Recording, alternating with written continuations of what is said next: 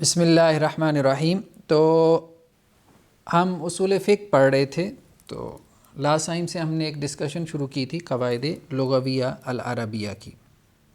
قواعد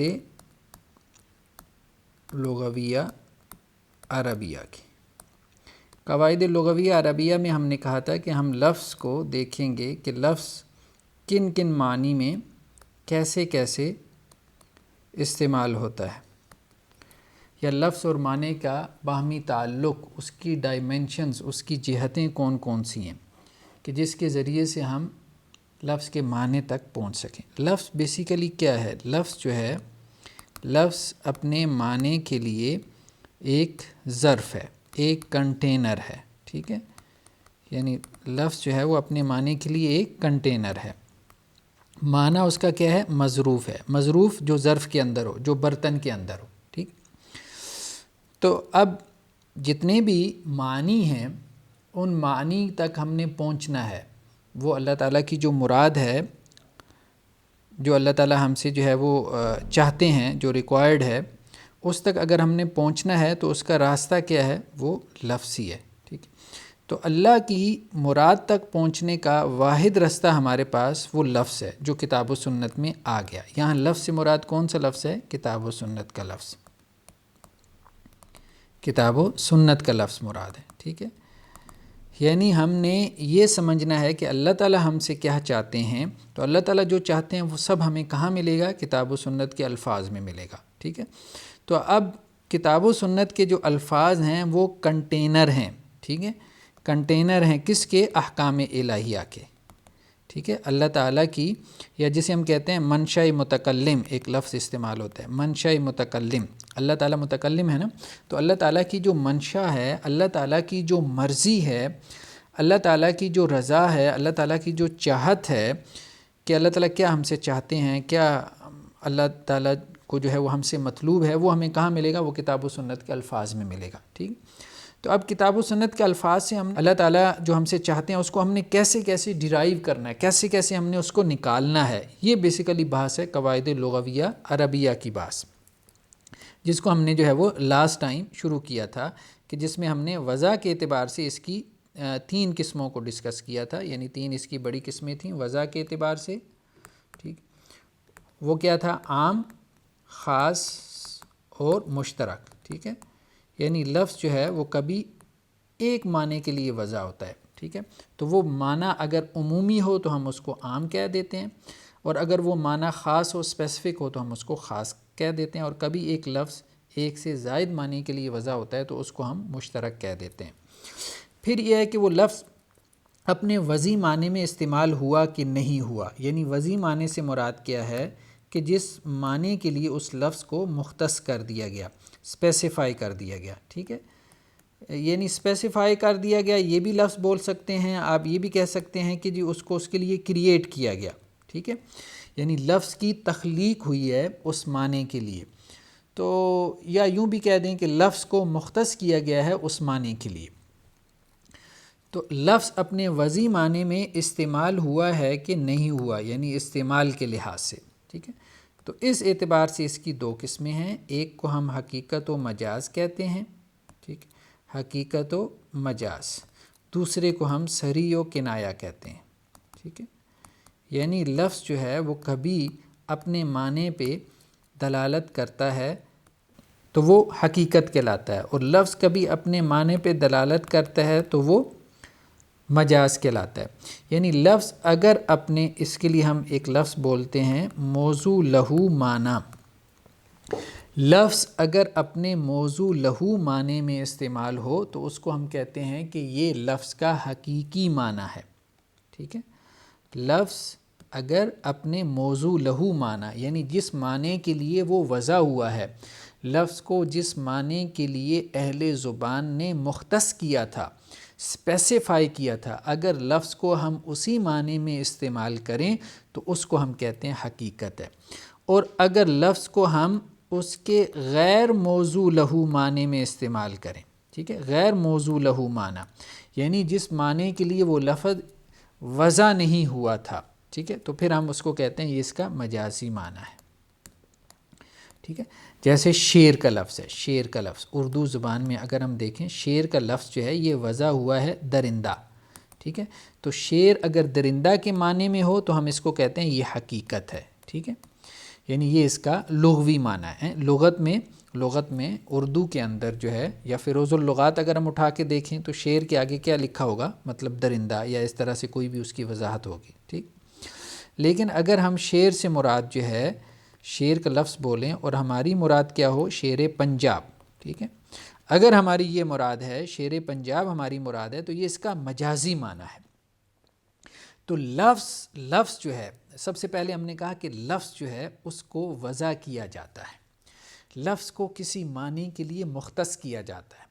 اور یہ ایک لفظ کو ایک معنی کے لیے مختص کون کرتے ہیں؟ یہ اہل زبان کرتے ہیں. یہ کام اہل زبان کرتے ہیں، ہر زبان والے یہ کام کرتے ہیں. ٹھیک ہے، زبان اسی طرح سے وجود میں آتی ہے کہ کچھ معنی کے لیے کچھ الفاظ مختص کر دیے جاتے ہیں کہ اگر آپ نے یہ معنی ادا کرنا ہو تو آپ نے یہ لفظ بولنا ہے. ٹھیک ہے، مطلب یہ جو میز ہے اس کے لیے آپ نے میز ٹیبل کہنا ہے. ٹھیک ہے، یا منزدہ کہنا ہے. کرسی ہے تو آپ نے اس کے لیے چیئر کہنا ہے، یا آپ نے اس کے لیے کرسی کہنا ہے.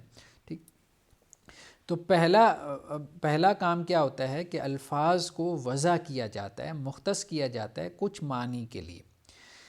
اب کبھی وہ الفاظ ان وضعی معنی میں استعمال ہوتے ہیں اور کبھی وہ الفاظ ان وضعی معنی میں استعمال نہیں ہوتے. تو دوسری بحث آ جاتی ہے استعمال کی، یعنی لفظ کو اہل زبان نے جس معنی کے لیے مختص کیا تھا تو وہ لفظ اس معنی میں استعمال کیا گیا کہ نہیں. اگر تو اس معنی میں استعمال کیا گیا ہے تو ہم اس کو حقیقت کہتے ہیں، اگر نہیں کیا گیا تو اس کو مجاز کہتے ہیں. تو اب دیکھیں نا، مجاز بھی بیسیکلی اہل زبان ہی کرتے ہیں. اب ہونا تو یہی چاہیے تھا کہ ایک لفظ اگر ایک معنی کے لیے وضع ہو گیا، مختص ہو گیا ہے، تو اب اہل زبان اس کو اسی معنی میں استعمال کریں. لیکن اہل زبان جو ہے، ظاہری بات ہے ان کی زبان ہے، تو وہ اتنی پابندیاں جو ہے وہ قبول نہیں کرتے. تو وہ لفظ کو کسی قرینے کی وجہ سے، یہ قرینہ ہم انشاءاللہ سے بلاغت میں پڑھیں گے. ٹھیک ہے، تو وہ لفظ کو کسی قرینہ، یا آپ کہہ لیں کسی دلیل کی بنیاد پہ، تو کسی ریزن کی وجہ سے، تو وہ لفظ کو کسی ریزن کی وجہ سے، یعنی اہل زبان جو ہیں وہ حقیقی معنی کے بجائے مجازی معنی میں بھی استعمال کر لیتے ہیں. یعنی لفظ جو ہے وہ جس معنی کے لیے اہل زبان نے وضع کیا تھا، تو اہل زبان ہی اس لفظ کو اس معنی کے علاوہ کسی اور معنی میں بھی استعمال کر لیتے ہیں. لیکن جس اور معنی میں استعمال کرتے ہیں نا، اس کی کوئی نہ کوئی نسبت ہوتی ہے. یہ نہیں ہوتا کہ کوئی بھی لفظ کسی بھی معنی میں استعمال کر لیں. مثال کے طور پہ اب دیکھیں نا، شیر کا لفظ اہل زبان نے وضع کیا تھا درندہ. ٹھیک، درندے کے لیے وضع کیا تھا، یعنی شیر کے لیے. ٹھیک ہے، وہ شیر جو جنگل کا بادشاہ ہے. ٹھیک ہے، اب شیر کا لفظ بول کے اہل زبان کبھی ہاتھی مراد نہیں لیں گے. ٹھیک ہے، یا شیر کا لفظ بول کے کبھی وہ اس سے مراد گیدڑ نہیں لیں گے. ٹھیک ہے، ایسا تو نہیں ہے نا کہ اب شیر کے لفظ سے اہل زبان جو ہے وہ گیدڑ بھی مراد لے لیتے ہوں، ہاتھی بھی مراد لے لیتے ہوں. کبھی وہ شیر کا لفظ بولتے ہوں تو وہ کہیں کہ جی ہماری مراد اس سے ہرن تھا. ٹھیک ہے، ایسا نہیں ہے نا. تو وہ جس مجازی معنی میں استعمال کریں گے شیر کے لفظ کو، تو اس میں کوئی نہ کوئی ریزن ہوگی، کوئی لاجک آپ کو نظر آ رہی ہوگی. ٹھیک ہے، جیسے اب کسی بہادر آدمی کے لیے اس کو کہہ دیا گیا کہ جی یہ شیر پنجاب ہے، یہ شیر پاکستان ہے. ٹھیک ہے، اب جس کو شیر پنجاب کہا گیا ہے تو اس میں شیر والی کوئی صفت پائی جاتی تھی. ٹھیک ہے، کوئی دیکھ، اسی کو ہم قرینہ کہہ رہے ہیں نا، تو وہ قرینہ انشاءاللہ ہم تفصیل سے پڑھیں گے بلاغت کے اندر. تو ہم یہ بات کر رہے ہیں کہ لفظ کو اگر وضعی معنی میں استعمال کیا گیا، یعنی موضوع لہو معنی، جس کے لیے وہ وضع ہوا تھا، جس معنی کے لیے اہل زبان نے اس لفظ کو گھڑا تھا، بنایا تھا، مختص کیا تھا، اگر وہ اسی معنی میں استعمال ہو گیا تو اس کو ہم حقیقت کہتے ہیں. اگر وہ اس کے علاوہ کسی اور معنی میں استعمال ہوا ہے، ٹھیک ہے، یعنی اس سے ریلیٹڈ معنی میں استعمال ہوا ہے، تو اس کو ہم مجاز کہیں گے کسی قرینے کی بنیاد پہ. تو ایک لفظ جو ہے اگر اپنے موضوع لہو معنی میں استعمال ہوا تو حقیقت ہے، غیر موضوع لہو معنی میں استعمال ہوا تو وہ مجاز ہے. ٹھیک، اس کو ہم مجاز کو ہم اس کے استعمالی معنی بھی کہہ سکتے ہیں. استعمالی معنی یعنی یہ بعد میں وجود میں آتے ہیں، بعد میں. اس کے بعد ایک بحث ہے صریح اور کنایا کی. ٹھیک ہے، صریح کیا ہے کہ لفظ اپنے معنی پہ صراحت سے دلالت کر رہا ہے، صراحت سے. ٹھیک ہے، اور لفظ اپنے معنی پہ اشارے سے دلالت کر رہا ہے تو اس کو کنایا کہتے ہیں. ٹھیک ہے، اشارتاً دلالت کر رہا ہے. اس میں کیا ہے، صراحتاً دلالت کر رہا ہے، لفظ اپنے معنی پہ صراحتاً دلالت کر رہا ہے. اور کنائے میں کیا ہے، لفظ اپنے معنی پہ اشارتاً دلالت کر رہا ہے. ٹھیک ہے، یعنی یہ حقیقت میں بھی ہو سکتا ہے، صریح جو ہے وہ کیا ہو سکتا ہے، حقیقت میں بھی ہو سکتا ہے اور مجاز میں بھی. ٹھیک ہے، اسی طرح کنایا یہ حقیقت میں بھی ہو سکتا ہے. ٹھیک ہے، اور مجاز میں بھی ہو سکتا ہے. یہ بات اہم ہے، یعنی حقیقت اور مجاز میں جو بنیادی بحث ہم نے پڑھی ہے وہ کیا ہے. بنیادی بحث ہم نے یہ پڑھی ہے کہ لفظ اپنے وضعی معنی میں استعمال ہوا ہے کہ نہیں ہوا ہے. ٹھیک ہے، تو اگر وضعی معنی میں استعمال ہوا ہے تو وہ حقیقت ہے، اگر نہیں ہوا تو وہ مجاز ہے. اب لفظ اگر اپنے وضعی معنی میں استعمال ہوا ہے تو وہ اپنے وضعی معنی پہ لفظ جو ہے اپنے وضعی معنی پہ صراحتاً دلالت کر رہا ہے یا کنایتاً کر رہا ہے. یہ اہم بات ہے. ٹھیک ہے، تو اگر صراحتاً دلالت کر رہا ہے تو اس کو ہم صریح کہیں گے، اگر کنایتاً دلالت کر رہا ہے تو ہم اس کو کنایا کہیں گے. اسی طرح لفظ اگر اپنے غیر موضوع لہو معنی میں جو ہے وہ استعمال ہوا ہے تو لفظ اپنے غیر موضوع لہو معنی پہ صراحتاً دلالت کر رہا ہے یا کنایتاً دلالت کر رہا ہے. اگر صراحتاً دلالت کر رہا ہے تو اس کو صریح کہیں گے، کنایتاً دلالت کر رہا ہے تو اس کو ہم کنایا کہیں گے. یا ہم یوں کہہ سکتے ہیں کہ حقیقت کی آگے دو قسمیں ہیں، صریح اور کنایا. اسی طرح مجاز کی بھی دو قسمیں ہیں، صریح اور کنایا. اس اعتبار سے بھی اس کو دیکھ سکتے ہیں اور اس اعتبار سے بھی اس کو دیکھ سکتے ہیں کہ اس کو آپ ایک علیحدہ سے مستقل تقسیم بنا لیں. ٹھیک، مثال کے طور پہ جیسے جو ہے وہ طلاق کا لفظ ہے. اب طلاق کا لفظ اگر اس سے مراد طلاق ہو تو یہ صریح ہے. ٹھیک ہے، یعنی یہ لفظ جو ہے طلاق کا لفظ طلاق کے معنی میں کیا ہے، صریح ہے. لیکن اگر کوئی شوہر اپنی بیوی کو کہتا ہے کہ تم میرے اوپر حرام ہو، تو اب حرام کا لفظ جو ہے یہ اس سے مراد اگر اس کی طلاق ہے تو اس کو ہم کیا کہیں گے، یہ کنایا ہے. یہ کنایا ہے، یعنی حرام کا لفظ جو ہے صراحتاً طلاق پہ دلالت نہیں کرتا، کنایتاً دلالت کرتا ہے، کنایتاً اشارتاً دلالت کرتا ہے. تو کبھی لفظ اپنے معنی پہ صراحتاً دلالت کر رہا ہوتا ہے اور کبھی لفظ جو ہے وہ اپنے معنی پہ، دیکھیں نا، حرام جو ہے یہ حرام کے معنی میں تو صریح ہے.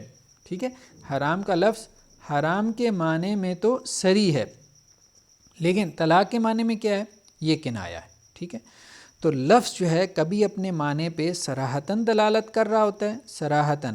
ٹھیک ہے، اور کبھی جو ہے وہ کنایتاً، یہاں پہ وہ کنایتاً دلالت کر رہا ہے. ٹھیک ہے، تو کبھی اپنے معنی پہ وہ کنایتاً دلالت کر رہا ہوتا ہے. ٹھیک، تو حقیقت اور مجاز میں جو بات سمجھنے کی ہے وہ کیا ہے کہ الاصل فی الکلام الحقیقہ. ٹھیک ہے، یہ اہم قاعدہ ہے. ٹھیک ہے، کہ کلام میں اصل کیا ہے، حقیقت ہے. یعنی جب بھی آپ کسی ٹیکسٹ کو ٹرانسلیٹ کریں گے، جب بھی آپ کسی ٹیکسٹ کو انڈرسٹینڈ کرنے کی کوشش کریں گے تو آپ اس میں کون سا معنی مراد لیں گے، حقیقی معنی مراد لیں گے، حقیقی معنی. لیکن اگر کوئی شخص کہتا ہے کہ یہاں کلام میں حقیقی معنی مراد نہیں ہے بلکہ یہاں پہ کیا مراد ہے، مجازی معنی مراد ہے، تو اس کو دلیل چاہیے ہوگی. ٹھیک ہے، تو یہ بیسیکلی قاعدہ ہے، الاصل فی الکلام الحقیقہ. جو تو کلام سے، یعنی کلام سے مثال کے طور پہ ہم یہاں پہ مراد لے رہے ہیں کلام الہی، اللہ کا کلام، یا کلام رسول صلی اللہ علیہ وسلم، اللہ کے رسول کا کلام. ٹھیک ہے، لیکن یہ قاعدہ عام ہے، کسی کے لیے بھی آپ اس کو استعمال کر سکتے ہیں. تو الاصل فی الکلام الحقیقہ. ٹھیک، تو کلام میں اصل کیا ہے، وہ حقیقت ہے. تو کلام میں اصل حقیقت ہے، اس سے مراد کیا ہے، اس سے مراد یہ ہے کہ جب کلام کا معنی اور مفہوم بیان کیا جائے گا تو اس کا حقیقی معنی مراد ہوگا، لیکن مجازی معنی بھی مراد ہو سکتا ہے. لیکن جو کلام میں مجاز مراد لے گا دلیل اس کے ذمے ہے، یعنی اسے دلیل لانی پڑے گی، ٹھیک ہے، کیونکہ حقیقی معنی تو وہ ہے نا جس کے لیے اہل زبان نے اس کلام کو کیا کیا، وضع کیا ہے، ٹھیک ہے، تو اب وہ کلام اسی معنی میں استعمال ہوگا، یعنی غالب گمان یہی ہے کہ کلام جو ہے وہ اپنے حقیقی معنی میں استعمال ہوتا ہے، ٹھیک ہے، ہر زبان کے اندر کلام جو ہے وہ اپنے حقیقی معنی میں استعمال ہوتا ہے، کہیں کہیں مجاز ہوتا ہے، کہیں کہیں مجاز ہوتا ہے، ٹھیک ہے، تو جہاں مجاز ہوگا وہاں کوئی قرینہ موجود ہوگا، کوئی کانٹیکس سے آپ کو سمجھ میں آئے گی بات کہ یہاں پہ مجازی معنی مراد ہے۔ تو ایک بات تو یہ ہو گئی۔ دوسری بات یہ ہے کہ جو کنایہ ہے، کنایہ میں نیت معتبر ہوتی ہے، نیت کا اعتبار ہوتا ہے، ٹھیک ہے۔ اب اگر مثال کے طور پہ شوہر نے اپنی بیوی کو کہا کہ تم میری طرف سے کیا ہو، فارغ ہو، مثال کے طور پہ اس نے کہا کہ تم میری طرف سے فارغ ہو، ٹھیک ہے، اب یہ الفاظ کیا ہیں، یہ طلاق کے لیے کنایہ ہے، طلاق کے لیے صریح الفاظ نہیں ہیں، ٹھیک ہے، یہ طلاق کے لیے کنایہ ہے، تو اب اس میں اس کی نیت کا اعتبار ہوگا، ٹھیک ہے، یعنی فارغ ہونے کا لفظ جو ہے وہ وضع نہیں کیا اہل زبان نے طلاق کے لیے، ٹھیک ہے، طلاق کے لیے یہ لفظ وضع نہیں ہوا، ٹھیک، تو یہ فارغ ہونے کا جو ہے وہ وضعی معنی طلاق نہیں ہے۔ اب اس میں ہم متکلم سے یہ پوچھیں گے کہ اس نے کیا مراد لی ہے۔ اگر تو متکلم کہتا ہے کہ فارغ ہونے سے میری مراد جو ہے وہ طلاق تھی تو وہ طلاق واقع ہو جائے گی، ٹھیک ہے، کیونکہ اہل زبان جو ہے وہ کنایتاً معنی مراد لے لیتے ہیں، مطلب ہر زبان میں یہ اسلوب ہے، ٹھیک، کہ وہاں کنایہ چلتا ہے، تو لیکن یہاں کی نیت کا اعتبار ہوگا، متکلم کی نیت کا اعتبار ہوگا۔ تو کنایے کے اندر جو ہے، کنایے کے اندر جب کنایہ ہوگا تو اس میں ٹیکسٹ کا معنی کیسے متعین ہوگا، متکلم کی وضاحت سے، ٹھیک ہے، ہاں، لیکن اگر تو معنی جو ہے وہ اگر تو لفظ جو ہے وہ صریح ہے، لفظ اگر صریح ہے تو پھر متکلم کی نیت کا اعتبار نہیں ہوتا۔ اگر کوئی اپنی بیوی کو یہ کہتا ہے کہ میں نے تمہیں طلاق دے دی ہے، یعنی طلاق کے الفاظ سے اپنی بیوی کو طلاق دیتا ہے اور پھر کہتا ہے کہ نہیں میری طلاق سے مراد تو طلاق نہیں تھی، ٹھیک ہے، تو اب اس کی نیت کا اعتبار نہیں ہوگا۔ تو لفظ اگر صریح ہو تو وہ اپنے معنی پہ صراحتاً دلالت کر رہا ہے، جب وہ اپنے معنی پہ صراحتاً دلالت کر رہا ہے تو اب اس میں تعویل نہیں ہو سکتی، متکلم کی طرف سے بھی تعویل نہیں ہو سکتی، لیکن جب لفظ اپنے معنی پہ کنایتاً دلالت کر رہا ہو تو پھر اس میں متکلم کی وضاحت، اس کی تفسیر، تشریح اور توضیح کا جو ہے وہ اعتبار ہوگا، اس کا ہم جو ہے وہ لحاظ کریں گے۔ تو دوسرا جو ہم نے پڑھا ہے وہ یہ ہے کہ لفظ اپنے وضعی معنی میں استعمال ہوا ہے کہ نہیں ہوا۔ اگر اپنے وضعی معنی میں استعمال ہوا ہے تو وہ حقیقت ہے، اور اگر اپنے وضعی معنی میں استعمال نہیں ہوا تو وہ مجاز ہے۔ جیسے ہم نے شاید یہ پہلی مثال پڑھی ہے کہ نہیں، مطر جو ہے، مطر یہ ایک لفظ ہے، ٹھیک ہے، یہ بارش کے لیے وضع ہوا ہے، تو بارش اس کا کیا ہے، حقیقی معنی ہے، ٹھیک ہے۔ قرآن مجید میں ایک مقام پہ ہے یرسل السماء علیکم مدرارا، کہ اللہ تعالیٰ جو ہے وہ تمہارے اوپر نازل کرے گا بارش، اس کے لیے لفظ کیا استعمال ہوئی ہے، یرسل السماء، یرسل السماء، اللہ تعالیٰ تمہارے اوپر نازل کرے گا یا بھیجے گا تمہارے اوپر السماء، یرسل السماء علیکم مدرارا، آگے مدرار کے لفظ مطلب بہت موسلا دھار جو ہے وہ اللہ تعالیٰ تمہارے اوپر۔ اب یہ سما کا لفظ جو ہے وہ آسمان کے معنی میں کیا ہے، آسمان کے معنی میں یہ لفظ حقیقت ہے، لیکن سما کا لفظ جب بارش کے معنی میں استعمال ہوگا تو پھر ہم کہیں گے کہ جی یہ اس کا مجازی معنی ہے، ٹھیک ہے، تو حقیقت و مجاز۔ اور صریح و کنایہ بھی ہم نے دیکھ لیا کہ لفظ جو ہے وہ اپنے معنی میں صراحتاً استعمال ہو رہا ہے یا لفظ اپنے معنی میں جو ہے وہ کنایتاً استعمال ہو رہا ہے، اشارتاً استعمال ہو رہا ہے۔ تیسری بحث جو ہے وہ یہ ہے کہ وضوح اور خفا کے اعتبار سے، وضوح اور خفا، وضوح واضح ہونا اور خفا مین پوشیدہ ہونا، ٹھیک، وضوح اور خفا کے اعتبار سے جو ہے وہ دو قسمیں ہیں، ایک مطلب وضوح کے اعتبار سے، واضح ہونے کے اعتبار سے، ٹھیک ہے، اور دوسرا جو ہے وہ اس کے پوشیدہ ہونے کے اعتبار سے، خفا کے اعتبار سے، ٹھیک ہے، واضح اور پوشیدہ ہونا، ٹھیک ہے۔ تو واضح ہونے کے اعتبار سے پھر آگے جو ہے وہ لفظ کی 4 قسمیں، لفظ کی واضح ہونے کے اعتبار سے پھر آگے 4 قسمیں، جی، ظاہر، نص، اس کے بعد مفسر ہے، اور پھر اس کے بعد جو ہے وہ محکم ہے، ٹھیک، یعنی وضوح اور خفا کے اعتبار سے، واضح ہونے کے اعتبار سے اور خفا کے اعتبار سے۔ واضح ہونے کے اعتبار سے اگر ہم اس کو مزید تھوڑا سا کھولیں تو ظاہر کیسے، جیسے اس کی مثال کیا ہے، قرآن مجید میں ہے احل اللہ البیع وحرم الربا، اللہ تعالیٰ نے بیع کو حلال کیا اور ربا کو اللہ تعالیٰ نے حرام قرار دیا، احل اللہ البیع وحرم الربا۔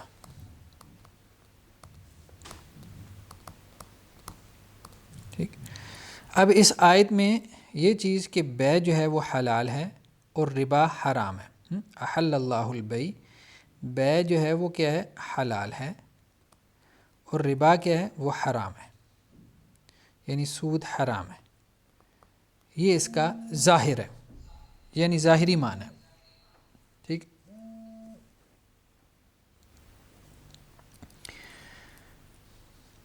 دوسرا کیا ہے، نص، نص کسے کہتے ہیں، یعنی متکلم کی منشا، ٹھیک ہے، نص سے مراد یہ ہے کہ متکلم کا مقصود کیا ہے، یعنی اس کی ایک تعریف یہ بھی کی جاتی ہے ما سیک الکلام لاجلہ، یعنی نص اس کو کہتے ہیں جس مقصد سے کوئی کلام لایا گیا ہو، ما سیک الکلام لاجلہ، جس مقصد سے کوئی کلام لایا گیا اس کو ہم نص کہتے ہیں، ٹھیک ہے۔ احل اللہ البیع وحرم الربا، اس کا ظاہری معنی کیا ہے، ظاہر سے مراد اس کا ظاہری معنی، اپیرنٹ میننگ جسے ہم کہتے ہیں، ٹھیک ہے، تو جو سامنے سے نظر آ رہے ہیں، مطلب ایک آدمی جو قرآن مجید کا ترجمہ پڑھے گا، ایک عام آدمی، لے مین، تو اس کو بھی وہ معنی سمجھ میں آ رہے ہوں گے، اس کو ہم کہہ رہے ہیں ظاہر۔ نص کیا ہے، نص کہہ رہے ہیں کہ وہ معنی ہے کہ جس کے لیے وہ ٹیکسٹ لایا گیا ہے، جس کے لیے وہ حکم لایا گیا ہے۔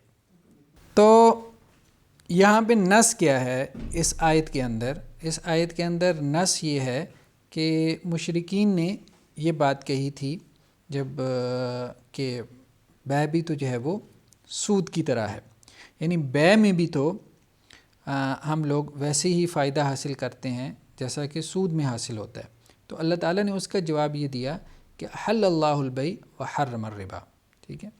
تو یہ بیسیکلی آیت جس کانٹیکسٹ میں نازل ہوئی ہے، یعنی اس آیت کا جو کانٹیکسٹ ہے، اس آیت کا جو کانٹیکسٹ ہے وہ ہمیں ایک اور بات بتا رہا ہے، ٹھیک ہے۔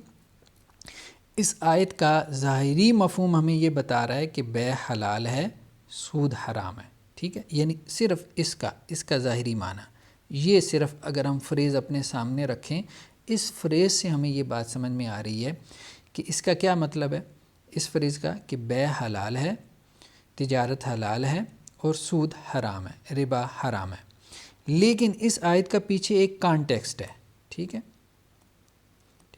کہ مشرکین مکہ نے یہ بات کہی تھی کہ انما البیع مثل الربا، ٹھیک ہے، کہ بیع بھی تو سود کی طرح ہے، انما البیع مثل الربا، یہ بات کس نے کی تھی، یہ مشرکین مکہ نے کی تھی کہ بیع بھی تو سود کی طرح ہے، یعنی سود میں اگر اللہ تعالیٰ یہ کہتے ہیں کہ جی تم اضافہ لے رہے ہو، تو بیع میں بھی تو آپ کیا کر رہے ہیں، آپ اضافہ لے رہے ہیں، 100 روپے کی چیز آپ 110 میں دے رہے ہیں۔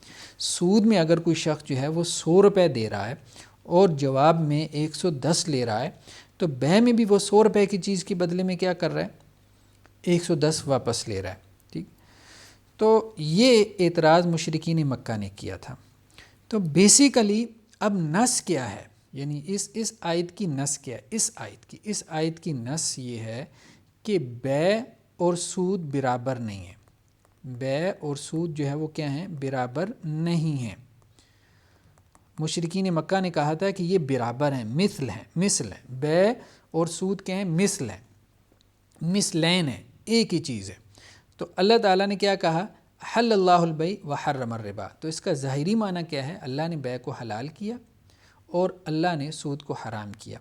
اور اس کے اندر نص کیا ہے؟ یعنی متکلم کا مقصود کیا ہے؟ متکلم کیا کہنا چاہ رہے ہیں؟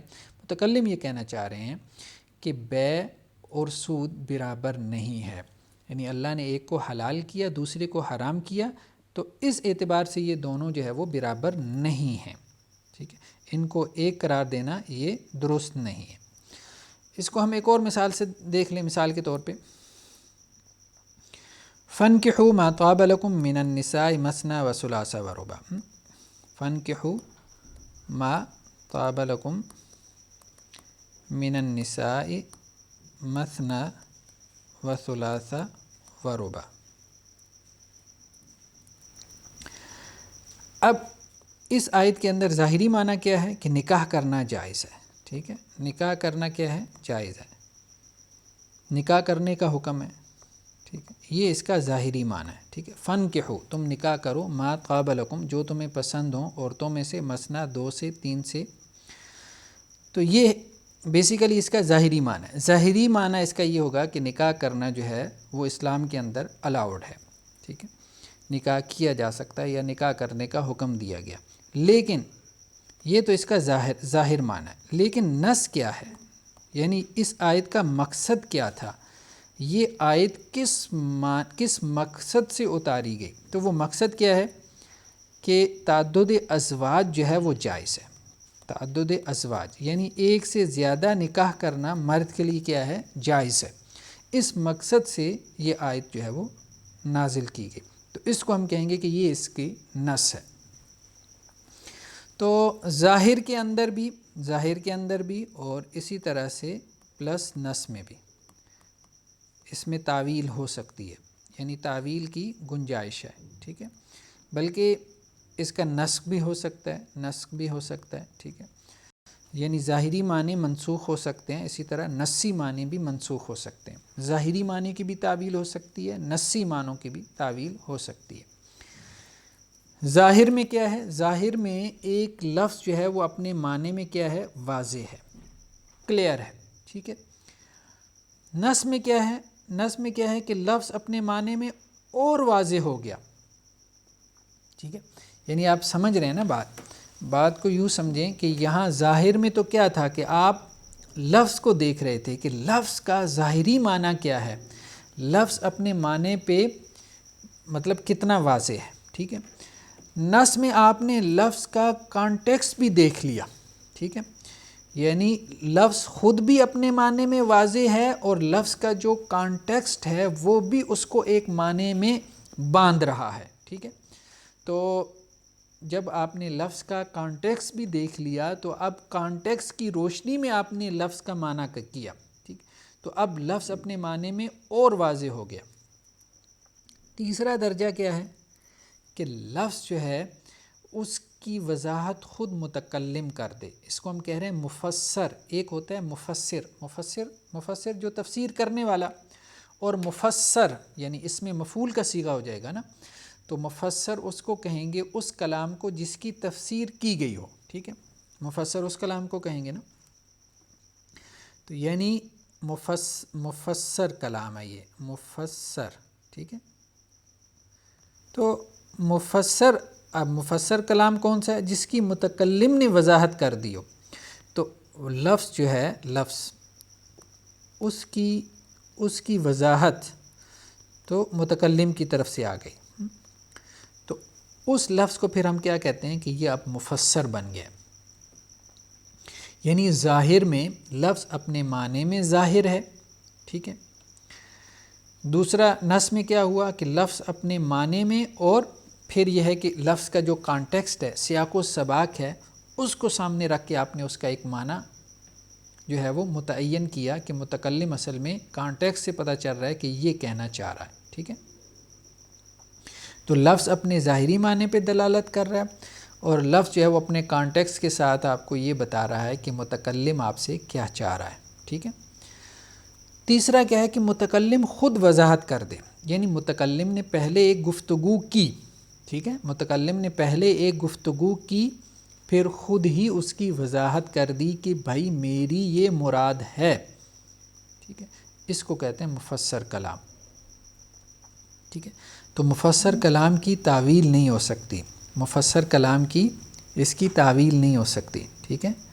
اس کی وجہ یہ ہے کہ اب جو معنی آپ کو سمجھایا ہے نا مفسر میں، تو وہ خود متکلم نے سمجھایا ہے، ٹھیک ہے۔ تو جب متکلم نے سمجھا دیا تو اب آپ اس کی تعویل نہیں کر سکتے۔ ہاں اس میں نسخ ہو سکتا ہے، مفسر کلام میں کیا ہو سکتا ہے؟ نسخ ہو سکتا ہے، یعنی متکلم خود ہی اپنے معنی کو کیا کرے؟ منسوخ قرار دے دے، کہے کہ بھائی میں نے پہلے اس سے مراد یہ لی تھی تو اب میں اپنے ان الفاظ سے یہ مراد لے رہا ہوں، ٹھیک ہے۔ اور نسخ بھی متکلم کی طرف سے ہوگا، ٹھیک ہے۔ تو مفسر کلام میں وضاحت جو ہے، وضاحت وہ اس سے بھی اوپر والے درجے میں چلی گئی، ٹھیک ہے۔ مفسر کے بعد جو چوتھا درجہ ہے وہ کیا ہے؟ وہ ہے محکم کا، یعنی لفظ اپنے معنی میں اتنا واضح ہو جائے کہ اب نسخ کی بھی گنجائش نہ رہ جائے، یعنی متکلم اس کو منسوخ بھی نہ کرے، ٹھیک ہے۔ مفسر جیسے قرآن مجید میں ہے، مفسر کلام کی مثال کیسے؟ جیسے فجلدو، ٹھیک ہے، فجلدوہم ثمانین، کہ جو لوگ دوسروں کے اوپر تہمت لگاتے ہیں تو ان کے بارے میں کیا کہا گیا کہ انہیں مارو 80، ٹھیک ہے۔ کیا 80 مارو؟ جلدہ، انہیں 80 کوڑے مارو، ٹھیک ہے۔ تو اب یہ جو جلدہ کا لفظ آ گیا تو اب یہ ثمانین جلدہ یہ لفظ اب مفسر کلام بن گیا، ٹھیک ہے۔ اگر یہ ثمانین ہوتا تو اس میں اختلاف رائے کی گنجائش تھی کہ 80 ان کو فجلدو، ویسے تو فجلدو میں بھی دیکھیں نا اس کا ترجمہ جو ہے وہ کوڑے مارنا کیا جا سکتا ہے، فجلدو، ٹھیک ہے۔ تو وہ بھی تو ایک فعل ہے نا، امر ہے نا، تو اس کا معنی بھی کوڑے مارنا کیا جا سکتا ہے۔ لیکن جلدہ کا لفظ جب آ گیا تو اب اس سے مراد کیا ہے؟ اب اس میں تعویل نہیں ہو سکتی، ٹھیک ہے۔ تو اب اس سے مراد 80 کوڑے ہی ہیں، ٹھیک ہے۔ اب اس سے مراد کوئی یہ نہیں کہہ سکتا کہ اس کو 80 تنکے مار دو، یا کوئی یہ نہیں کہہ سکتا کہ اس کو آپ جو ہے نا وہ 80 جو ہے وہ تھپڑ مار دو، ٹھیک ہے۔ تو فجلدوہم ثمانین جلدہ، تو ثمانین کے بعد جو جلدہ کا لفظ آیا ہے اس سے یہ کلام کیا ہو گیا؟ یہ مفسر بن گیا، یعنی اس کی وضاحت مزید ہو گئی، ٹھیک ہے۔ اس کے بعد محکم ہے، محکم سے مراد جیسے توحید کی آیات ہیں مثال کے طور پہ، ان اللہ علی کل شیء قدیر، ٹھیک ہے، واللہ بکل شیء علیم، صفات کی آیات ہیں، ٹھیک ہے۔ اب یہ سب کیا ہے؟ محکم کلام ہے، ٹھیک ہے۔ تو مفسر میں نسخ ہو سکتا ہے، محکم میں نسخ کی بھی گنجائش نہیں رہ جاتی، ٹھیک۔ یعنی محکم کلام وہ ہے کہ جو اپنے واضح ہونے میں آخر درجے پر ہے، اخیر درجے پر ہے اپنے واضح ہونے میں، ٹھیک۔ اس کے بعد ہے جی خفا کے اعتبار سے،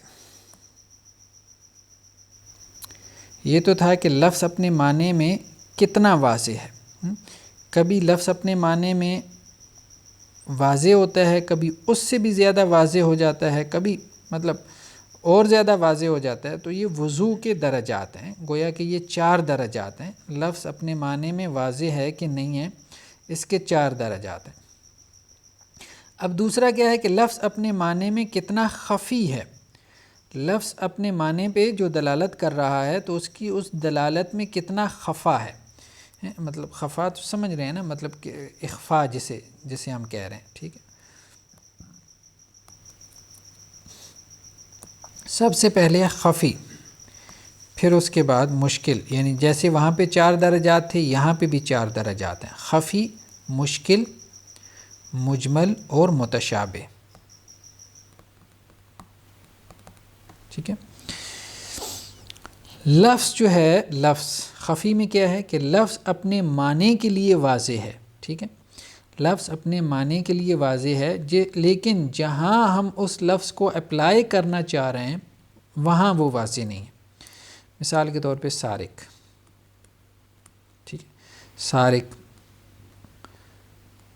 والسارق والسارقۃ فاقطعوا ایدیہما، قرآن مجید میں سارق کا لفظ آیا نا، سارق،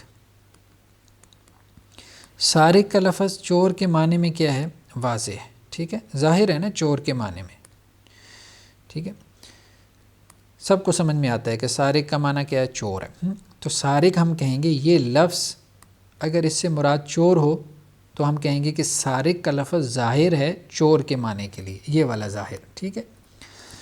لیکن ایک بندہ ہے جسے ہم کہتے ہیں لٹیرا یا جیب کترا، مثال کے طور پہ جیب کترا، ٹھیک ہے۔ اب سارق کا جو لفظ ہے یعنی جو قرآن مجید میں آیا ہے، اس سے مراد جیب کترا ہو سکتا ہے کہ نہیں ہو سکتا؟ سارق سے مراد چور ہے، یہ تو بحث ہو گئی نا ایک سائڈ پہ۔ اب سارق کا لفظ چور کے معنی میں تو ظاہر ہے، لیکن سارق کا لفظ جیب کترے کے معنی میں خفی ہو گیا، یعنی ہم پہ پوشیدہ ہو گیا، مجتہد پہ پوشیدہ ہو گیا، ایک عالم دین پہ پوشیدہ ہو گیا کہ سارق کے لفظ کا اطلاق یعنی اس کی اپلیکیشن آپ جیب کترے پہ کر سکتے ہیں کہ نہیں کر سکتے، ٹھیک ہے۔ تو لفظ جو ہے وہ اپنے معنی میں تو واضح ہے، لفظ اپنے معنی میں تو واضح ہے، لیکن جس معنی پہ ہم نے اس کو اپلائی کرنا ہے اس میں وہ ہمارے لیے واضح نہیں ہے، ٹھیک ہے۔ اس میں لفظ اس معنی کے لیے تو واضح ہے، اس معنی کے لیے لفظ خفی ہو جاتا ہے، ہمارے لیے خفی ہو جاتا ہے، ٹھیک ہے، جیب کترے کے لیے۔ دیکھیں نا، جیب کترا بہرحال ایک اعتبار سے آپ کہہ سکتے ہیں وہ چور ہے بھی، ایک اعتبار سے آپ کہہ سکتے ہیں کہ وہ چور نہیں ہے، ٹھیک ہے۔ چوری کسے کہتے ہیں اصل میں؟ سرقہ کسے کہتے ہیں؟ سرقہ کی ظاہری بات ہے جب فقہ میں ہم جاتے ہیں تو پھر اس کی ڈیفینیشنز ہوتی ہیں نا۔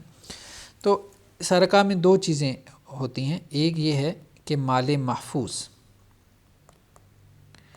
کہ مال محفوظ کو یعنی وہ مال جو محفوظ ہو، مثال کے طور پہ آپ نے کوئی اپنا جو ہے وہ ساز و سامان اپنے گیٹ سے باہر رکھ دیا، گھر کے دروازے سے باہر گلی میں رکھ دیا آپ نے، تو اب وہ مال محفوظ نہیں ہے، کوئی اٹھا کے لے جاتا ہے تو اس کو آپ سرقہ نہیں کہیں گے، بھلے آپ نے کسی بھی نیت سے رکھا ہو۔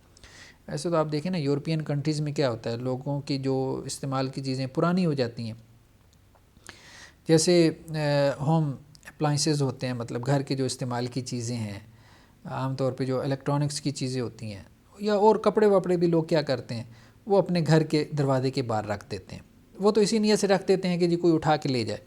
لیکن اگر آپ نے اس نیت سے نہ بھی رکھا ہو، کوئی بھی چیز آپ نے اپنے گھر کے دروازے کے باہر رکھ دی ہے، تو اب دین وہ مال محفوظ نہیں ہے، ٹھیک ہے، اب وہ مال محفوظ نہیں ہے۔ اگر کوئی وہ اس کو اٹھا کے لے جاتا ہے تو آپ اس کو چور نہیں کہیں گے، اس کو آپ چوری نہیں کہیں گے، اس کو آپ سرقہ نہیں کہیں گے، ٹھیک ہے، کیونکہ آپ نے وہ روڈ پہ ڈال دیا نا، آپ نے اس کو چوراہے پہ رکھ دیا، گلی میں رکھ دیا۔ تو ایک یہ ہے کہ وہ مال محفوظ ہو، دوسرا کیا ہے؟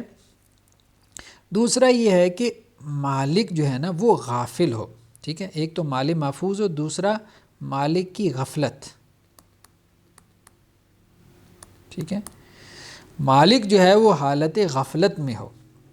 مثال کے طور پہ آپ نے اپنی جیب میں جو ہے وہ کوئی آپ کی چیز ہے موجود ہے، اور اب ایک دوسرا آپ کا دوست جو ہے وہ آپ کی جیب میں پاکٹ میں ہاتھ ڈالتا ہے، آپ کا بٹوا نکالتا ہے اور آپ کے سامنے جو ہے وہ 1000 روپے کا نوٹ نکال لیتا ہے اور آپ اس کو دیکھ بھی رہے ہیں، ٹھیک ہے۔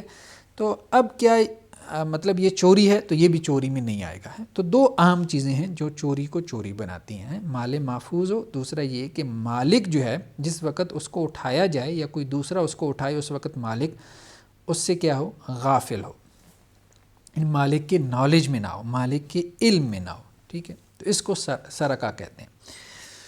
اب چور میں تو یہ دونوں چیزیں پائی جاتی ہیں، ٹھیک ہے، کہ وہ مال محفوظ کو چراتا ہے اور مالک کی غفلت کی حالت میں چراتا ہے، ٹھیک ہے۔ لیکن جو جیب کترا ہے، یا مثال کے طور پہ جو چور تو خیر ہم اس کو چور نہیں کہہ رہے ہیں، لیکن ایک لفظ استعمال ہوتا ہے اچکا، ٹھیک ہے، مطلب چیزوں کو جو ہے وہ جو سنیچ کر لیتا ہے. ٹھیک، آپ اپنے بائک کے اوپر بیٹھے تھے اور آپ کے ہاتھ میں آپ کا موبائل تھا، تو اچانک پیچھے سے 2 بائکس والے آئے اور آپ کے ہاتھ سے موبائل چھین کے لے گئے. ٹھیک ہے، تو اسی طرح سے جیب کترا جو ہے اس کے حوالے سے بھی یہ بحث پیدا ہوئی کہ جیب کترا جب آپ کی جیب کاٹتا ہے تو اس وقت آپ غافل نہیں ہوتے، آپ مطلب سوئے ہوئے نہیں ہیں، آپ جاگ رہے ہیں، آپ پوری طرح سے ویجیلنٹ ہیں. وہ تو اس کا مطلب کمال ہے کہ اس نے اپنا ہاتھ ایسا دکھایا کہ آپ کو پتہ ہی نہیں چلا، آپ کے ہاتھ سے اس نے گھڑی اتار لی. ٹھیک ہے، تو گھڑی آپ نے پہنی ہوئی تھی. ٹھیک ہے، تو اسی طرح کا معاملہ اچکے کا بھی ہے. ٹھیک ہے، اور اسی طرح کا معاملہ جو ہے وہ کفن چور کا بھی ہے، جس کو آپ نباش کہتے ہیں. کفن چور.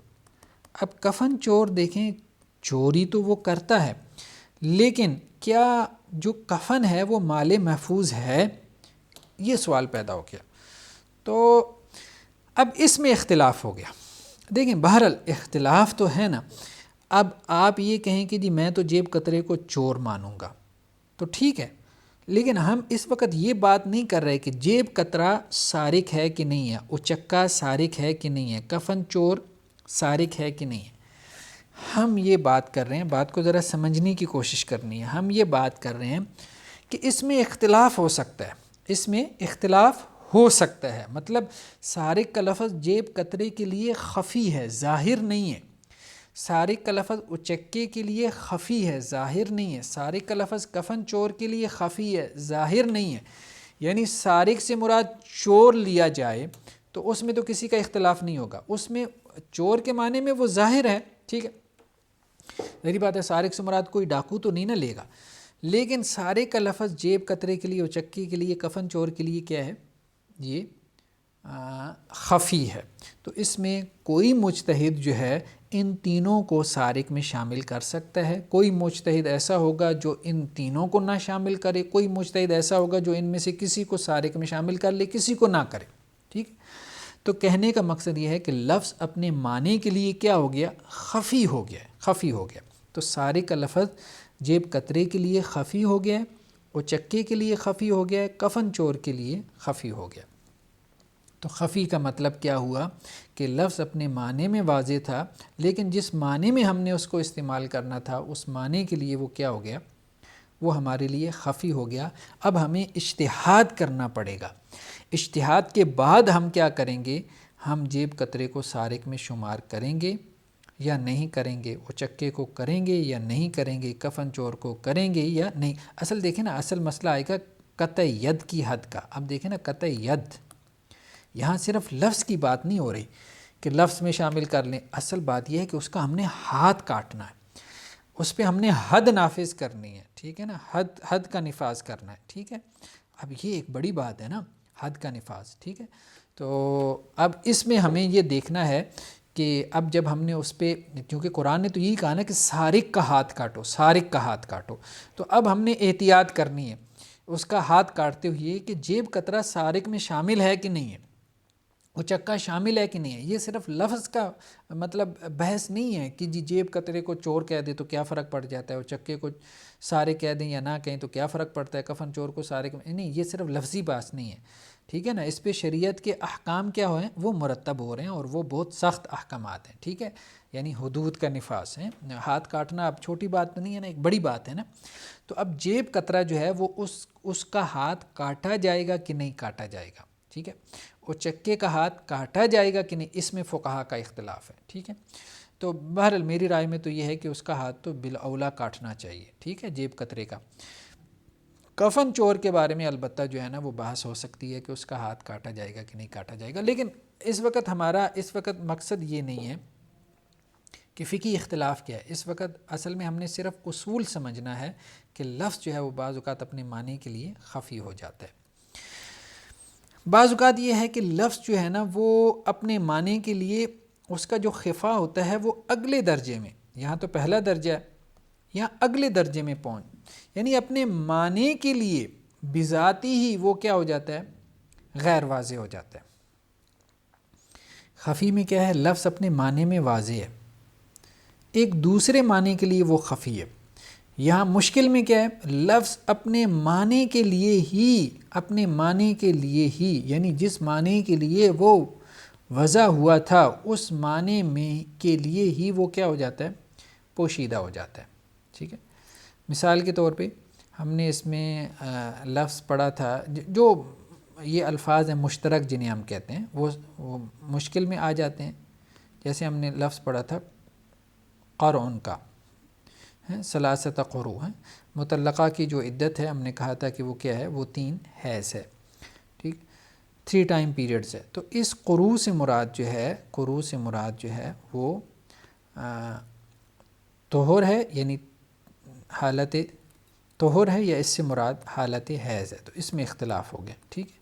امام ابو حنیفہ کے نزدیک اس سے مراد کیا ہے، حالت حیض ہے، اور امام شافعی کے نزدیک اس سے مراد جو ہے وہ حالت طہر ہے، ٹھیک۔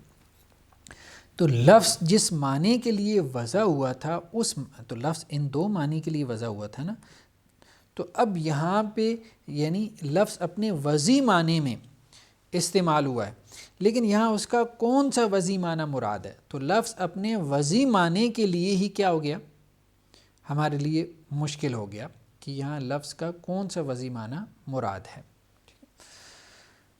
مجمل جو ہے اس میں خفا جو ہے وہ اگلے درجے میں چلا جاتا ہے، یعنی اتنا معنی پوشیدہ ہو گیا کہ جب تک جو متکلم ہے وہ واضح نہ کرے اس وقت تک ہمارے لیے اس کا معنی واضح نہیں ہو سکتا، ٹھیک ہے۔ مثال کے طور پہ جیسے اقیم الصلاۃ، یہ مجمل ہے، قرآن نے کہا نماز قائم کرو، ٹھیک ہے، قرآن نے کہا نماز قائم کرو۔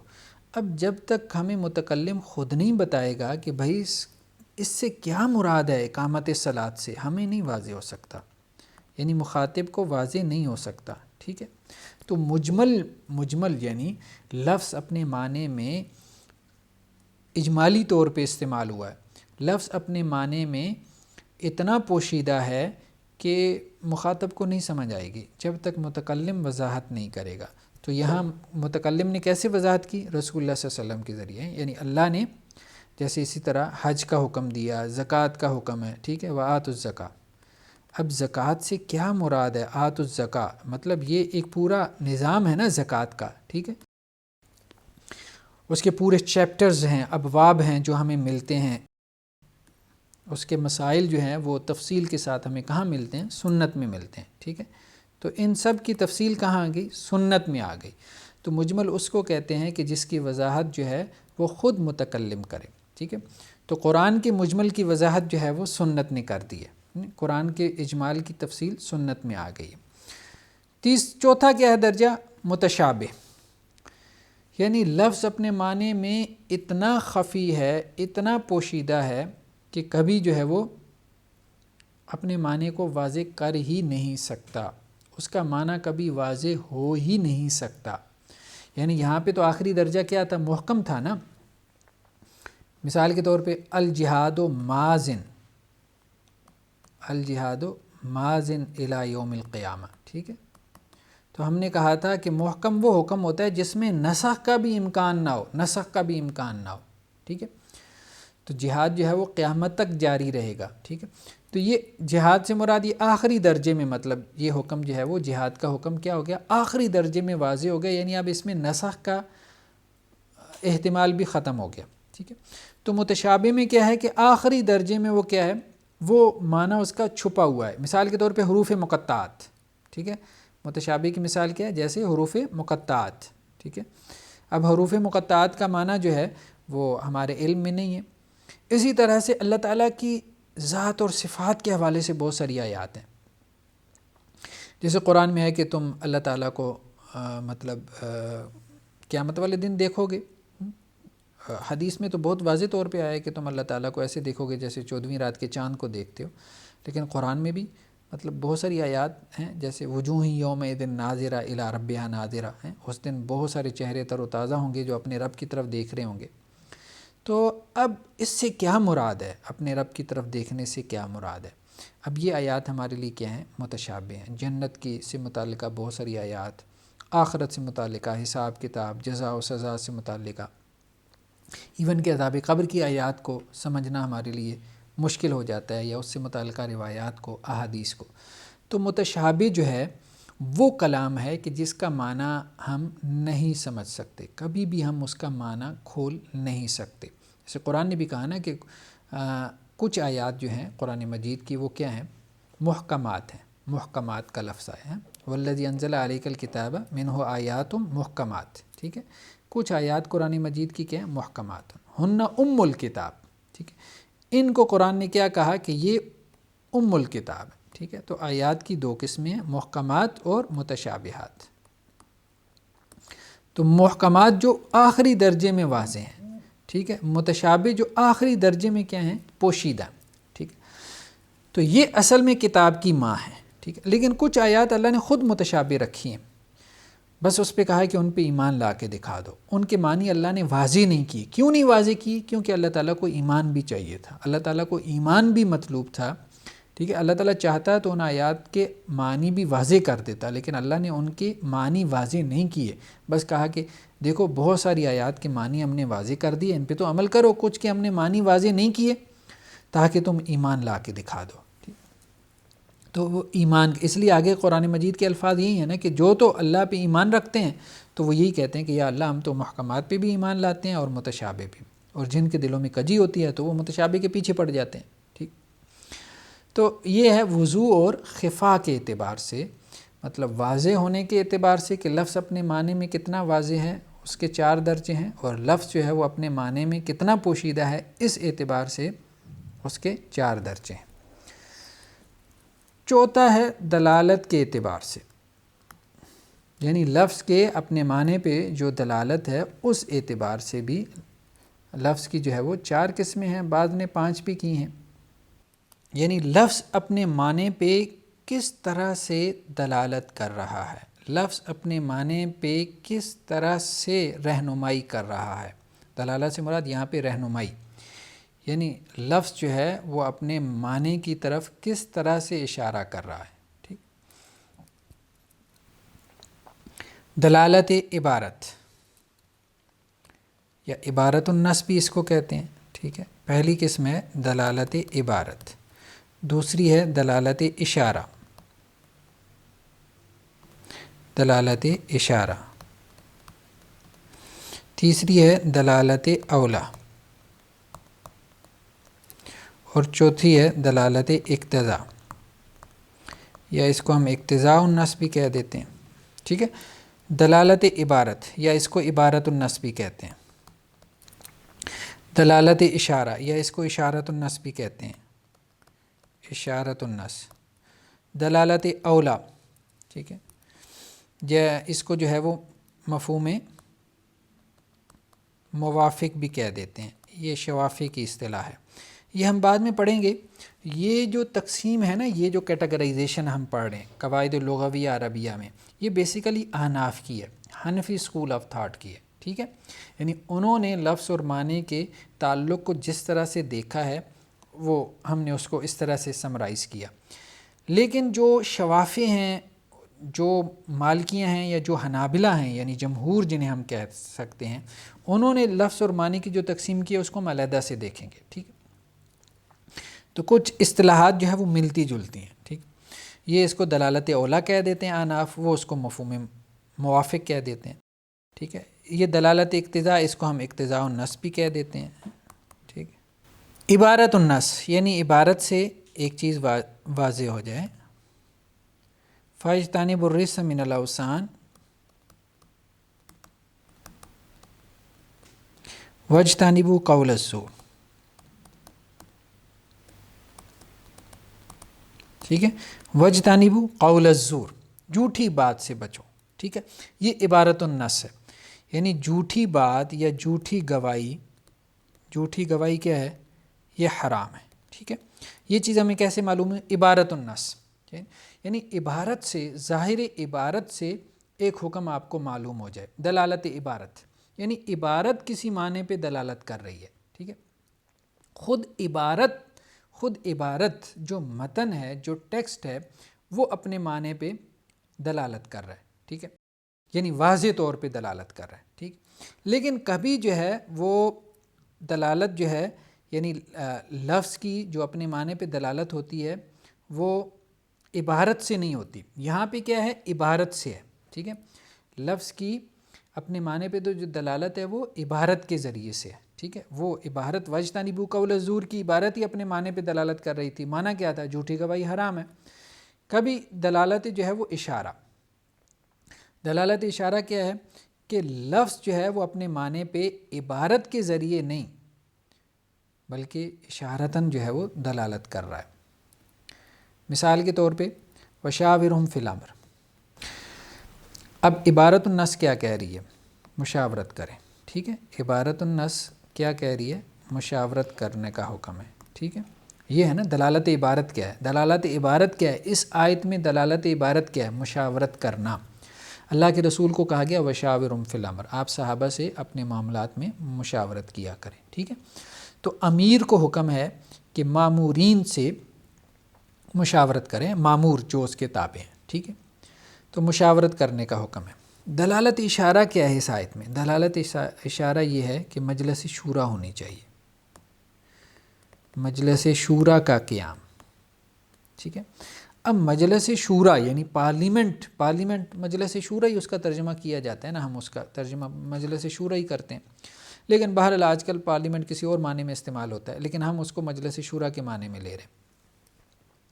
تو پارلیمنٹ ہونی چاہیے یعنی مجلس شورا ہونی چاہیے.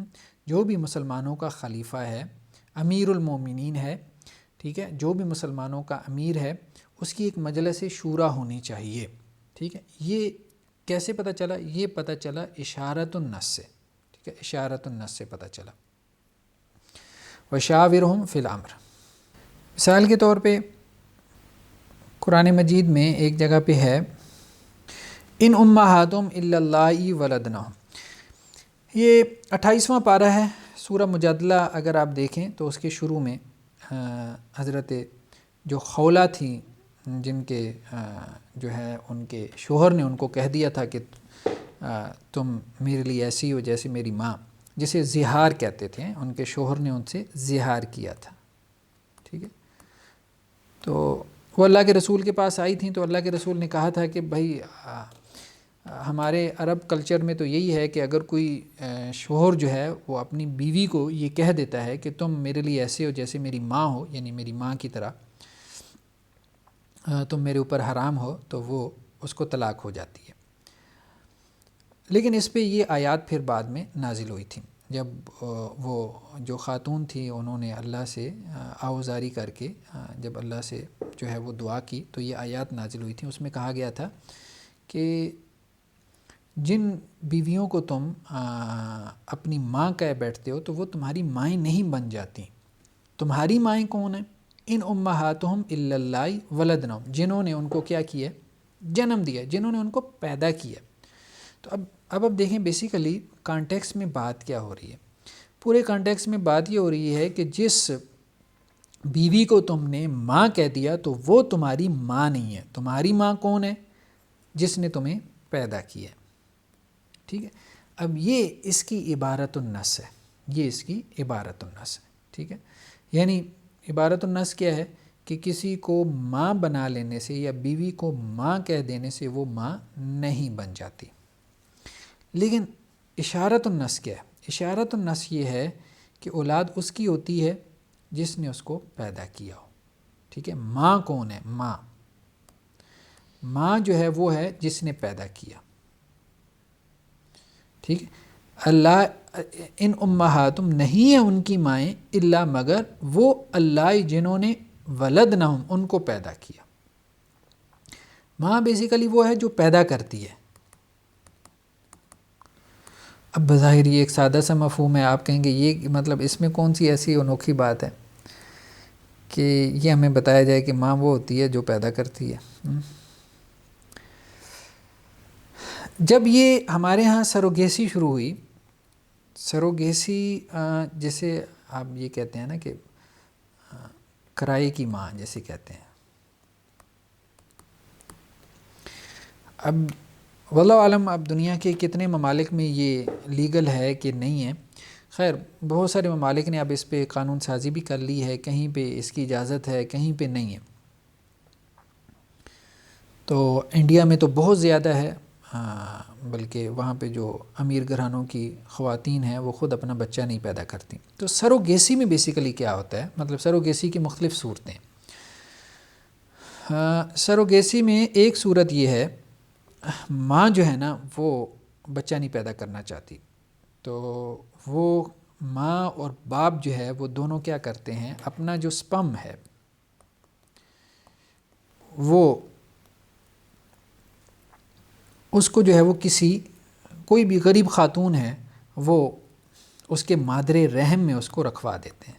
ٹھیک، اس کو سروگیٹ مادر کہتے ہیں نا. ٹھیک ہے، تو اب وہ جو غریب خاتون ہے وہ ان دونوں میاں بیوی کا جو سپرم ہے اس کو اپنے مادر رحم میں، وہ ظاہر بات ہے کرتا تو یہ ڈاکٹر ہی کرتا ہے، بیبی ٹیسٹ ٹیوب کے ذریعے کرتا ہے یا جس طرح سے بھی کرتا ہے. بہرحال زیادہ تو اب مجھے نہیں معلوم یہ میڈیکل سائنس کا ایسے تعلق ہے، میں تو اس کے صرف شرعی مسئلے کی طرف جو ہے نا وہ رہنمائی کر رہا ہوں. تو وہ ماں باپ کا جو سپرم ہے وہ ایک تیسری عورت کے جو ہے وہ مادر رحم میں رکھ دیا گیا، اور اس عورت کو انہوں نے کچھ پے کر دیا کہ جی تم ہمارے لیے بچہ پیدا کرو. تو اب ہوا یہ، ایک کیس عدالت میں آ گیا، یعنی شروع میں جب یہ کام شروع ہوا تو ایک کیس عدالت میں آ گیا، کسی مطلب مسلم کنٹری میں ہوا تھا یہ، کہ جس خاتون نے وہ بچہ پیدا کیا اس کو اس بچے سے تعلق پیدا ہو گیا. تو جب اس خاتون کو اس بچے سے تعلق پیدا ہو گیا تو اس نے جب بچہ پیدا کر لیا تو اس نے کہا میں نے بچہ نہیں دینا، یہ میری اولاد ہے، رہ گئے تمہارے پیسے تو یہ لو اپنے پیسے ان کے منہ پہ دے مارے. یہ کیس چلا گیا عدالت میں. ظاہری بات ہے وہ پہلے سے ایک کانٹریکٹ ہوتا ہے ان کا آپس میں. اب عدالت میں یہ مسئلہ پیدا ہو گیا کہ جی اس کو ہم شریعت کی نظر سے دیکھیں کہ شریعت کیا کہتی ہے کہ یہ بچہ کس کا ہے. یہ اس ماں کا ہے کہ جس کا سپرم ہے، جس کا بیج ہے، یا یہ اس ماں کا ہے کہ جس نے اس کو 9 ماہ 8 ماہ اپنے پیٹ میں رکھا اور اس کو پیدا کیا. تو اس بچے کا زیادہ حقدار کون ہے؟ جب دونوں میں اگر ڈسپیوٹ ہو گیا تو اب کس کا وہ بچہ شمار ہوگا؟ تو بعض اہل علم نے یہ آیت وہاں پہ کوٹ کی، ان امہاتہم الا اللہ ولدنہم، کہ ان کی مائیں وہ ہیں جنہوں نے ان کو پیدا کیا. یعنی یہ آیت اشارتاً دلالت کر رہی ہے، وہی ہم کہہ رہے ہیں عبارت النص نہیں ہے، یہ اشارت النص ہے. یہ آیت اشارتاً دلالت کر رہی ہے اس بات پہ کہ ماں جو ہے وہ ہوتی ہے جس نے پیدا کیا ہو، یعنی اس کا حق زیادہ ہے جس نے اس کو پیدا کیا ہے اس پر کہ جس کا وہ سپرم ہے. تو اس لیے عدالت نے جو ہے وہ اس کے حق میں فیصلہ دے دیا. تیسرا کیا ہے؟ دلالت اولا، جسے ہم عام طور پہ اردو میں لفظ استعمال کرتے ہیں بالاولا، یعنی اگر یہ بات ثابت ہے تو یہ دوسری تو بالاولا ثابت ہے. ٹھیک ہے، جیسے قرآن میں ہے وَلَا تَقُلْ لَهُمَا اُف، وَلَا تَقُلْ لَهُمَا اُف، یعنی اپنے والدین کو تم اف تک مت کہو. ٹھیک، اب اف کہنا یہ تو عبارت النص سے ہو گیا نا واضح کہ اف کہنا کیا ہے، یہ حرام ہے. ٹھیک ہے، لیکن والدین کو گالی دینا یہ ہم کیا کہیں گے؟ بالاولا حرام ہے. یعنی یہاں پہ گالی کا ذکر نہیں ہے. قرآن نے کہا کہ والدین کو اف تک مت کہو. اب کوئی کہے کہ بھائی قرآن نے تو یہی کہا نا کہ اف نہ کہو، یہ تو نہیں کہا کہ گالی نہ دو. نہیں، اس کو ہم کیا کہیں گے؟ بھائی دلالت اولا ہے. اگر اف کہنے سے منع کیا ہے تو گالی دینا تو بالاولا منع ہے، اس کو دلالت اولا کہتے ہیں. ٹھیک، یعنی قرآن نے کہا کہ یتیم کا مال کھا نہیں سکتے. اب کوئی شخص کہتا ہے کہ جی قرآن نے یہ کہا ہے کہ یتیم کا مال جو ہے، یتیم کا مال کھانے سے منع کیا نا قرآن نے. وہ کہتے ہیں میں تو اس کو آگ لگا دوں گا یتیم کے مال کو، اس سے تو منع نہیں کیا. نہیں، ہم یہی کہیں گے کہ یتیم کا مال کھانا اگر یہ حرام ہے تو اس کو آگ لگانا، اس کو ضائع کرنا یہ بالاولا حرام ہے. اس کو دلالت اولا کہتے ہیں. ایک ہے اقتضاء النص. اقتضاء النص یعنی کچھ آپ کو محذوف ماننا ہے نص میں. حرمت علیکم امہاتکم، تم پر تمہاری مائیں حرام ہیں. ٹھیک ہے، تمہاری مائیں تم پر حرام ہیں. اب ماں حرام ہے، اس سے کیا مراد ہے؟ یعنی تم ماں کو ہاتھ نہیں لگا سکتے، وہ تمہارے لیے جو ہے وہ حرام ہے؟ نہیں، یہ نہیں. یعنی یہاں پہ مراد کیا ہے؟ چونکہ کانٹیکس کیا چل رہا ہے؟ نکاح کا. ٹھیک ہے، تو یہاں پہ ہم کہیں گے کہ جی ہم محذوف نکالیں گے. کیا محذوف نکالیں گے؟ حرمت علیکم، تم پر حرام کیا گیا ہے کیا؟ نکاح کرنا تمہاری ماؤں سے. ٹھیک ہے، اس کو کہتے ہیں اقتضاء النص. یعنی نص یہ تقاضا کر رہی ہے، نص یہ تقاضا کر رہی ہے کہ یہاں پہ آپ کچھ معذوف نکالیں، ورنہ تو نص کا معنی درست نہیں ہوگا. ٹھیک، تو نص کا معنی صحیح کرنے کے لیے ضروری ہے کہ آپ یہاں پہ کچھ معذوف نکالیں. ٹھیک ہے، جیسے واسأل القریہ، واسأل القریہ، آپ بستی سے پوچھ لیں. ٹھیک ہے، اب بستی سے تو کوئی نہیں نا پوچھ سکتا. ٹھیک ہے، تو حضرت یوسف علیہ السلام کے بھائیوں نے کہا تھا نا، جب وہ واپس آئے ہیں نا مصر سے شام میں، تو انہوں نے اپنے والد محترم سے کہا تھا کہ آپ بستی والوں سے پوچھ لیں اگر آپ کو ہمارا اعتبار نہیں ہے. تو واسأل القریہ، قریہ بستی کو کہتے ہیں. تو یہاں قریہ سے مراد کیا ہے؟ اہل القریہ، بستی والوں سے. ٹھیک ہے، تو کچھ معذوف، اقتضاء النص، اقتضاء کہتے ہیں تقاضے کو. یعنی نص یہ تقاضا کر رہی ہے کہ آپ کچھ معذوف نکالیں. معذوف یعنی کچھ چیز آپ کو انڈرسٹوڈ ماننی پڑے گی وہاں پہ تاکہ اس کا معنی درست ہو سکے. ٹھیک ہے، حرمت علیکم المیتہ. ٹھیک ہے، دیکھیں نا احکام کی آیات میں کیسے فرق پڑتا ہے. مثال کے طور پہ احکام کی آیات میں حرمت علیکم المیتہ، مردار تم پر حرام ہے. ٹھیک ہے، یہاں کیا ہے؟ اقتضاء النفس کیا ہے؟ اکل المیتہ، مردار کا کھانا حرام ہے نا. مطلب مردار میں جو چیز حرام کی گئی ہے وہ اس کا کھانا ہے نا. تو یہ معذوف ہے. کہنے کا مقصد یہ ہے کہ مردار سے اگر کوئی اور فائدہ آپ اٹھانا چاہیں تو اٹھا سکتے ہیں. جیسے حدیث میں ہے کہ اس کی جو کھال ہے، کھال وہ آپ اتار کے اس کو آپ اپنے استعمال میں لا سکتے ہیں. مردار کی کھال. صحابہ نے عرض بھی کیا اللہ کے رسول یہ تو مردار ہے، یعنی جب ایک بکری پہ سے آپ کا گزر ہوا تو آپ نے کہا اس کی کھال اتار کے استعمال میں کیوں نہیں لے آتے؟ تو صحابہ نے عرض کیا اللہ کے رسول یہ تو مردار ہے. تو اللہ کے رسول نے کہا کہ بھائی اس کا کھانا حرام کیا گیا، کھانا حرام کیا گیا. ٹھیک، تو کہنے کا مقصد یہ ہے کہ بعض اوقات جو ہے اقتضاء النص یعنی نص یہ تقاضا کر رہی ہوتی ہے کہ آپ کچھ معذوف نکالیں تاکہ نص کے صحیح معنی تک آپ پہنچ سکیں. اگر آپ وہ معذوف نہیں نکالیں گے تو آپ جو معنی مراد لیں گے مطلق معنی، وہ مطلق معنی متکلم کی منشا نہیں ہوگا، وہ متکلم کی مراد نہیں ہوگی. تو خیر یہ تو ابھی ہم نے قواعد لغویہ عربیہ کو حنفی اسکول آف تھاٹ میں ہم نے قواعد لغویہ عربیہ کو دیکھا ہے کہ حنفی اسکول آف تھاٹ میں اس کا ہم نے ایک جائزہ لینے کی کوشش کی ہے کہ انہوں نے اس کو کیسے ڈیفائن کیا، یعنی لفظ اور معنی کے تعلق کو. تو آج کے لیے میرے خیال میں اتنا ہی کافی ہے. اب نیکسٹ ٹائم میں ہم نے ڈسکس کرنا ہے قواعد لغویہ عربیہ کو. ہم نے کہا تھا نا اصول فقہ میں دو اسکول آف تھاٹ ہیں، ایک حنفی اسکول آف تھاٹ ہے اور ایک جو ہے وہ متکلمین کا اسکول آف تھاٹ کہلاتا ہے، شوافے کا. تو شوافے کا جو اسکول آف تھاٹ ہے وہی مالکیہ اور حنابلہ کے ہاں بھی استعمال ہوتا ہے. تو شوافے نے یا اصولیین نے قواعد لغویہ عربیہ میں یعنی یہ تقسیم کیسے کی ہے، یعنی لفظ اور معنی کا جو تعلق ہے انہوں نے اس کو کیسے بیان کیا ہے. تو اس کو ہم انشاءاللہ سے پھر نیکسٹ لیکچر میں دیکھتے ہیں. تو آج کے لیے اتنا کافی ہے. جزاکم اللہ خیرہ. السلام علیکم ورحمۃ اللہ وبرکاتہ.